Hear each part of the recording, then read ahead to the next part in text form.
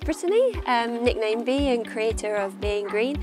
I'm 24 and I'm a recent graduate from Coventry University. And for the past year I've been living a waste-free lifestyle. So what waste-free means is that I live with the aim of sending absolutely no waste to landfill. And so, like I said, I've been doing that for a year now, and it's based on the principles of everything that you use, so you become like a conscious consumer. So it's kind of like looking to source things without packaging. Any packaging that you have to use, it should be recyclable. So trying to source things in plastic or glass, use as little plastic as possible because that's really unsustainable. And yeah, any waste I have created over the past year has gone into this jar here. So that's all the waste that has been unavoidable in the past year, and I've created nothing else. So buying loose bulk items as well, so like your fruits and your vegetables, and then the waste that you create from that, obviously you can't store it in a glass jar, so you compost it, which is really actually a really important element of being sustainable and living a waste-free lifestyle, because often people think that, oh, okay, if I put my food in the bin, it's okay because it will compost there. But actually, in landfills, we've created such a system that it's anaerobic. So there's a lack of oxygen in landfills where we kind of push it in and try to make it as tight as possible because we're running out of land. There's so many of us. There's so much waste, and so often food doesn't actually decompose in these landfills without oxygen, and so what we get instead is the creation of methane, which is actually far more worse for the environment and more dangerous than carbon dioxide. So composting is a really vital aspect of living a waste-free lifestyle and being sustainable. So yeah, going waste-free means that you're living with the objective of sending absolutely no waste to landfill. So that just means changes in your everyday. I'm going to the farmer's market, I'm buying loose fruits and vegetables, bulk items as well. And when I do have to go to the supermarket, things like flour, sugar, to try and buy in sustainable packaging, recyclable packaging, such as paper.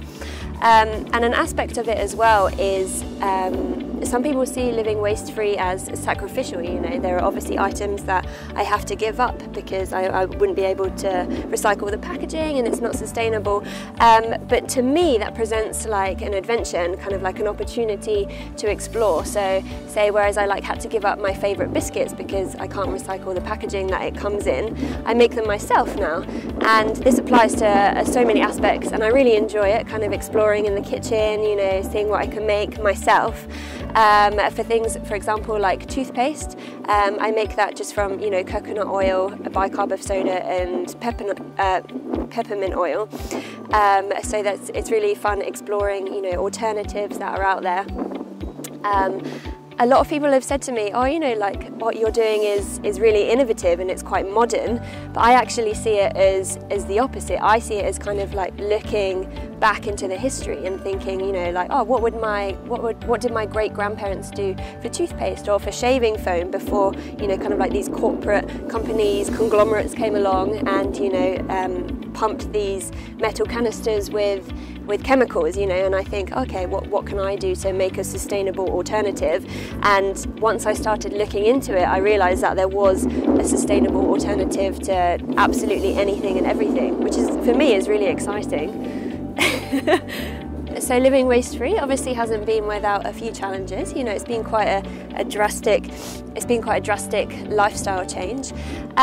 One challenge that I've had is that whilst I found there's been like a plethora of support and there's like a whole waste-free community online. Unfortunately, most of those people who've adopted a waste-free lifestyle are actually American, and it translates that it's easier to live a waste-free lifestyle in America simply because they have bulk stores, and by that I mean stores where you can go and buy kind of like your cereals and your grains completely loose, whereas we've yet to have that option in the UK. So that can be frustrating sometimes, trying to find alternatives to to buy raisins and things like that. Another difficulty that's presented itself has been when has been when others who haven't adopted the lifestyle kind of, present things to me that don't necessarily align with my ethos of living or my waste-free lifestyle anymore. Perfect example is my mum buying, say like my favourite biscuits that come in this unrecyclable packaging, and she presents them to me like, I bought these for you, and I'm like, oh no, I make my own now. And I also decided to adopt this waste-free lifestyle at the beginning of my final year, which was slightly stressful, obviously, going on with coursework and dissertation, all the rest of this, and absorbing a new lifestyle and a new personal ethos for me, and living with other people who decided not to adopt this particular lifestyle was also, a bit of a challenge. But I think once I sat down and explained why this was important to me, and sustainability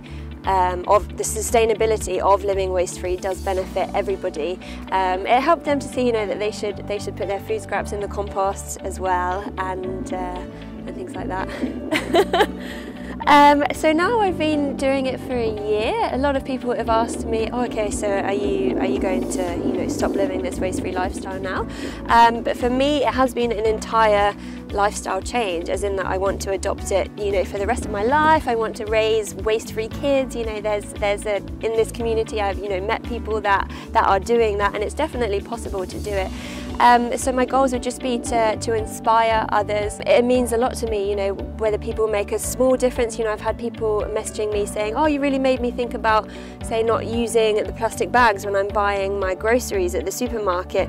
Or, I know other people who have adopted the waste-free lifestyle. So from kind of like small changes to everything in between, just to inspire people to make that difference is what I'm aiming for. And really, it matters a lot to me. And if we all make a difference, then that makes a global difference overall.